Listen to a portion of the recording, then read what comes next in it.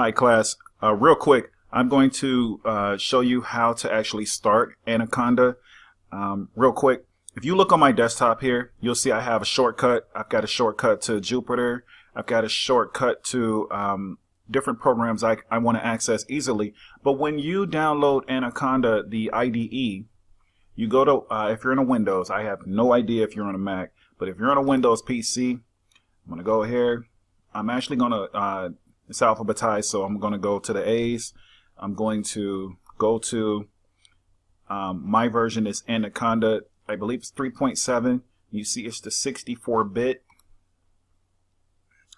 This is the icon you want to launch, the navigator, the Anaconda navigator. You do have the prompt, you have the Jupyter notebook, you have Spider, you have all of those things. I've already started the program, so I'm going to click off. I just wanted to show you how to get to it. You can also, if you ever have a problem looking for it, you can go to the circle icon, especially in Windows. Come here, and if I type, and I'll start spelling it, and it should bring up Anaconda whenever my PC wants to work here. Anaconda Navigator. And then you can also launch it from there, okay? All right. So now I'll bring up Anaconda and launch it real quick. As you can see here, we are looking at Jupyter Lab.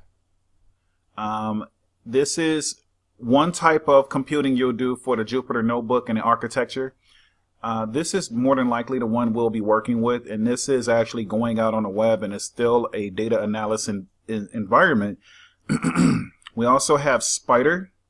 We have RStudio. And as you can see here, it's going to say either launch or it's going to say install, and you can actually install it from here. So the one we want to use when we're dealing with our programming is RStudio. The one we want to use when we're dealing with Python is Spider. Okay, so if I were to go launch here, that would launch the environment in which I could start coding Python. And if I were to install this one, I would be able to start using that environment for RStudio. I actually have RStudio installed from another time previous to me using Anaconda, and that's why I don't have that one installed. So you can see here, you can go right to that link that's in the notes and download RStudio, but I can, I already have it separately installed, so that's why I don't do it. Okay. All right, if you have any questions at all, please feel free to email me, and that is at Nick Marcus. The abbreviated is NMARCUS at ccsnh.edu. So NMARCUS at ccsnh.edu. Okay.